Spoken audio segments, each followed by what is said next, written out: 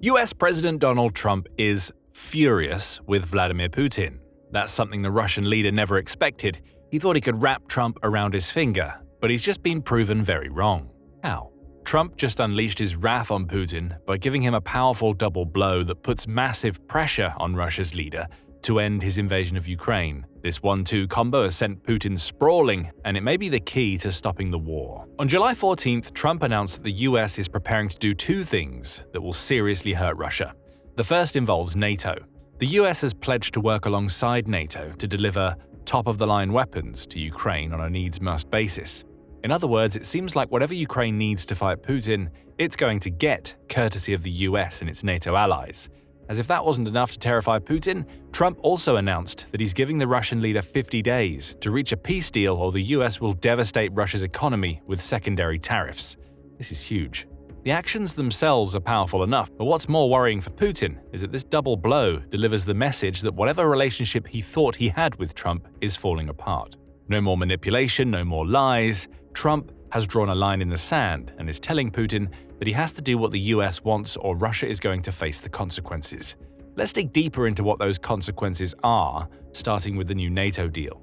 According to Euromaidan Press, Trump had confirmed the conclusion of a new deal with NATO that will deliver at least one powerful aid package to Ukraine. That package is reported to be worth billions of dollars and will involve the US and NATO working together to procure advanced weaponry for Ukraine. The specific types of weapons haven't been announced, however. It seems likely the deal will allow Ukraine to get its hands on more Patriot air defense batteries and missiles, along with other air defenses to help it protect itself from Putin's rampaging aerial assaults. That protection is needed. As his ground campaign has faltered through much of 2025, Putin has increasingly relied on aerial strikes to damage Ukraine. June 2025 alone saw Russia achieve a new monthly high of sending 5,429 drones to batter Ukraine's air defenses, the BBC says, with July having already seen Russia launch 2,000 drones during the first 9 days of the month. The BBC also points out that drone production is ramping up inside Russia, where the country may soon be able to fire 1,000 missiles and drones at Ukraine in a single day.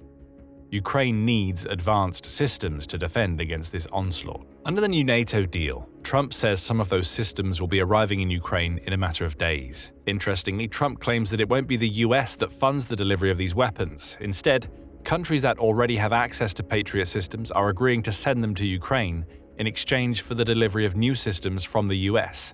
Everything will be financed by America's NATO allies, Trump suggests, with Euromaidan Press noting that NATO chief Mark Rutte believes the decision to have NATO's European members foot the bill is completely logical. All of this is happening for a simple reason. NATO has agreed to raise its recommended defense spending for its members to 5% of their gross domestic product, or GDP. That announcement came on June 25th during the last day of the NATO summit at The Hague. Rutte hailed the decision, which is being made under what's called the Hague Defense Investment Plan, stating that it will fuel a quantum leap in our collective defense, according to the US Department of Defense. Together, allies have laid the foundation for a stronger, fairer, and more lethal NATO, Rutte said. Trump added that this money has to be spent on the very best military hardware available. It's vital that this additional money be spent on very serious military hardware, not bureaucracy. And hopefully that hardware is going to be made in America because we have the best hardware in the world, Trump said at the summit. Whether NATO members will be buying almost exclusively from the US is yet to be seen.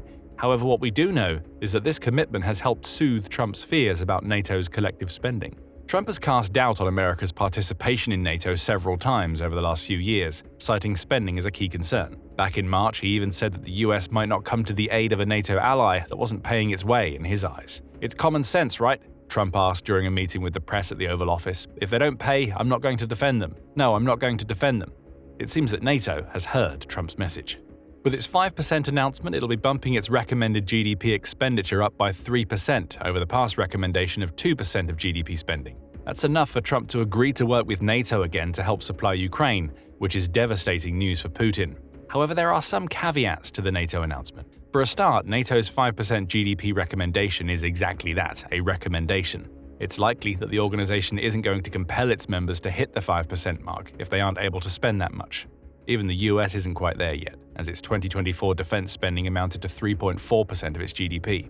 That was equal to Estonia and below Poland, which spent 4.1% of its GDP on its military. Of course, the US spent far more than both countries combined in terms of a flat dollar figure. The The point here is that 5% is an ambitious target for all nations. Perhaps that's the point. NATO's announcement is less about the spending itself and more about showcasing the group's commitment to addressing Trump's concerns about other NATO members spending too little. The other caveat is that some NATO members aren't happy with the 5% announcement. Spain is chief among them, with DW reporting that its Prime Minister Pedro Sanchez has already decried the announcement as unreasonable. It will divert too much money from public spending, Sanchez claims, which could damage Spain's economy. Fenella Mugurty of the International Institute for Strategic Studies also points out that many NATO nations will have to get their messaging right if their respective publics are going to accept such a large increase in defense spending. The choice to ring-fence and prioritize defense amidst public spending cuts is politically challenging and will need strong public messaging to be accepted by the electorate and indeed across governments in office, Mugurty said in the wake of the NATO announcement.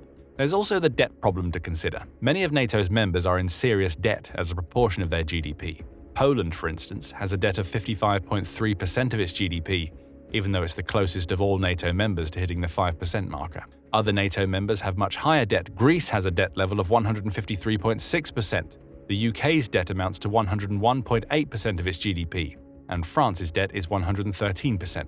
Those debt levels raise questions about each NATO member's capacity to actually hit the 5% recommendation without borrowing substantially more money that could make their debt situations even worse. Security comes at a high cost. It appears that cost is one that NATO is willing to ask its members to pay.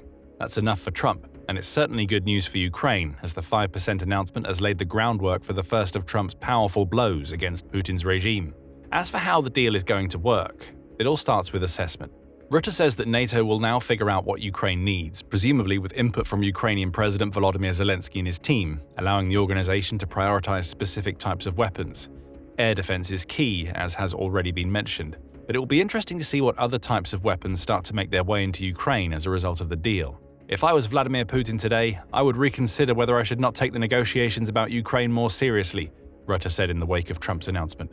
Perhaps the NATO move will be enough to get Putin thinking. But it's Trump's threat of tariffs that will really worry Russia's leader, given the state of his country's economy. Trump hasn't announced any tariffs yet, but he's made a clear threat to Putin that he needs to agree to peace within 50 days or tariffs will be coming. Sky News reports that Trump said he was very unhappy with Russia during the White House meeting with Rutte, where he announced the NATO deal, and that he's considering implementing severe tariffs of about 100% on Russia if a deal wasn't made. Those tariffs won't work in quite the same way as the other tariffs Trump has implemented. Rather than being placed directly on Russia's exports to the US, these tariffs will be a form of secondary sanction that punishes any country that does business with Russia. The idea is relatively simple, as the BBC explains. This would see any country that trades with Russia face the tax if they want to sell their products to the US. For example, if India keeps buying oil from Russia, US companies that purchase Indian goods will have to pay 100% import tax or tariff when the products reach American shores. This would make the goods so expensive that US businesses would likely choose to buy them cheaper from elsewhere, resulting in lost revenue for India. The US has used this strategy before. For example, April saw it impose a secondary tariff of 25% on any country that purchases oil from Venezuela, whether directly or through third parties. That latter point will worry Putin. He's been able to continue selling oil to countries like China and India due to the use of a shadow fleet of ships through which he can pretend those products are being shipped by other countries. That won't wash with America's secondary tariffs. If Trump follows through, any country that welcomes one of Putin's shadow fleet ships could be in line for a financial hit. If those hits keep coming, the affected countries may choose to no longer do business with Russia, damaging Putin's war effort in the process. At least that's the theory. But it raises the question, why hasn't the US announced direct tariffs on Russia? Well, there are a couple of good reasons. According to Russia Matters, one of the reasons why Russia was spared direct tariffs when Trump was announcing them against almost every other nation back in April was due to the sanctions already in place. Castellum.ai says that the US currently has 7,384 sanctions on Russia, 6,433 of which have been imposed following Putin's invasion. The US says that these sanctions have already resulted in trade between the US and Russia essentially grinding to a standstill. And it's right, relatively speaking, according to the Office of the United States Trade Representative. Despite being two of the world's largest nations, Russia and the US only engaged in $3.5 billion worth of trade in 2024. That's a tiny figure when you consider the purchasing and exporting power of the two countries. Of that $3.5 billion, $3 billion was accounted for by US imports from Russia, which was 34.2% less than the year before. So the argument here is that a direct tariff would be ineffectual because of how limited trade between the US and Russia already is. Russia Matters suggests there may be another reason. It says that the US may still harbor hopes that Russia will come in from the international cold and become a key trading partner again. For that to happen, Putin will have to agree to at least a ceasefire and put Russia on the path to full peace with Ukraine. The US may be avoiding direct tariffs as a way of dangling a carrot in front of Putin's face. There will be no direct tariffs to lift if Russia makes the right decision. Regardless, Trump's tariff threat delivers a key message to Putin. The US will hobble Russia's economy if Russia's leader doesn't play ball. The BBC highlights this, noting that Russia's oil and gas sales account for about a third of Russia's state revenue and more than 60% of its total exports. Those sales are vital to Putin. In 2024, Russia made $108 billion from these fossil fuels, according to Reuters. That amounted to a 26% increase over 2023's figures, with those billions being crucial to Putin's war machine. Russia's oil and gas revenues haven't been quite so high in 2025. The Center for Research on Energy and Clean Air says revenues dropped by 18% year-on-year during the second quarter of 2025, despite Russia shipping 8% more volume. Even with those lower sales, Putin can't afford for the US to implement any measures that take a bite out of Russia's oil and gas exports. Russia's leader knows that this is his Achilles heel, as the Atlantic Council calls it. Back in November 2024, the Council noted that Russia's ability to sustain its grinding military operation in Ukraine depends on the revenue generated by its fossil fuel exports. The one-third of the state budget figure comes up again, and the Atlantic Council notes that more pressure on Russia's exports could be a death blow. To curb rampant inflation, Russia's central bank recently raised interest rates to 21%. The growing costs of the war and the damage done by sanctions measures are adding to these pressures. If energy exports were further curtailed, Russia's war effort could be severely impacted, with Vladimir Putin forced to choose between sustaining the invasion or avoiding economic collapse, the Council said in November. Russia's interest rate is now 20%. But that's hardly some big leap indicating that the country's economy is heading in the right direction. Secondary tariffs would add pressure. If Trump follows through, he will make every country that's doing business with Russia think twice about the country from which it's buying. Major hitters such as China may not be dissuaded from buying cheaper Russian oil. It's already shown that it's willing to respond to US tariffs with tariffs of its own. But smaller countries may look to do business elsewhere. Putin wouldn't lose all of his oil and gas revenue. He may just lose enough to start feeling the financial squeeze at a time when his country is already struggling. Beyond the first impact of this double blow, there are several reasons why Trump's announcement matters. The first is the tone Trump is now taking with Putin. The BBC reports that Trump still made some minor suggestions that Ukraine bore some of the responsibility for the war Putin started during his White House announcement. However, most of his ire was reserved for Russia's leader and the duplicitous nature Putin has shown during his conversations with Trump. Though Trump said he and Putin talk regularly and speak a lot about getting this done, when it comes to a peace deal, Putin's actions don't reflect his words. Airstrikes against Ukraine often follow these conversations, and Trump has taken notice. After that happens 3 or 4 times, you say, "The talk doesn't mean anything," Trump claimed. "I don't want to call him an assassin, but he's a tough guy. It's been proven over the years he's fooled a lot of people. Clinton, Bush, Obama, Biden. He didn't fool me. At a certain point, talk doesn't talk. It's got to be action." That sort of rhetoric may worry Putin. He doesn't want Trump to start talking about him in terms of a man who can't be trusted. That will only pave the way for more US decisions that could damage Russia's war effort. However, Trump's announcement also matters for another reason. It may not be as strong as many were expecting. Trump teased a major statement on Russia a week before he delivered his double blow. However, some believe that the double blow isn't enough to constitute a knockout.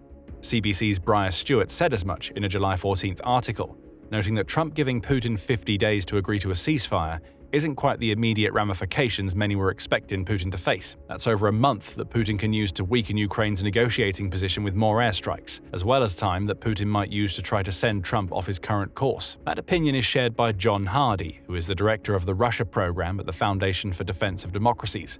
He tells Radio Free Europe that Trump's statement is indicative of a president who is headed in the right direction, though he questions the need to give Putin more time. Putin has already made it very clear that he has no intention right now of negotiating seriously, so I don't know why Trump is still waiting, Hardy told the outlet. Perhaps even more telling are the responses from the Kremlin and Russia's investors.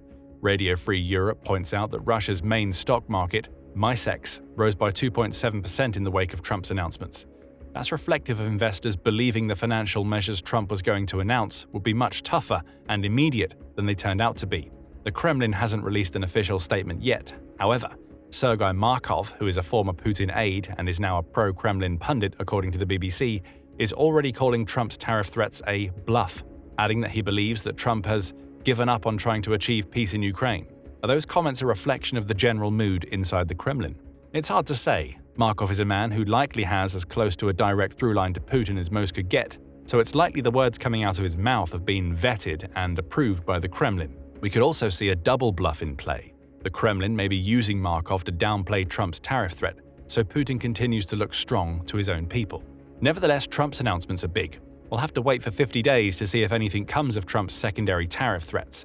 But in the meantime, the US is going to be working alongside NATO to ensure that Ukraine has the weapons it needs to defend itself against Putin's escalating aerial assaults. That's bad news for Putin. He was relying on Russia's drones and missiles to conduct his summer offensive. Still, the question remains, will this be enough to bring Putin to the negotiating table? That remains to be seen. But in the meantime, Putin is dealing with other problems beyond the US and its double blow. Russia's navy is teetering on the edge of the abyss, as there may be nothing that Putin can do to save it. Find out more in our video, and remember to subscribe to The Military Show if you want more videos covering the latest developments in the Ukraine war. And thank you for watching.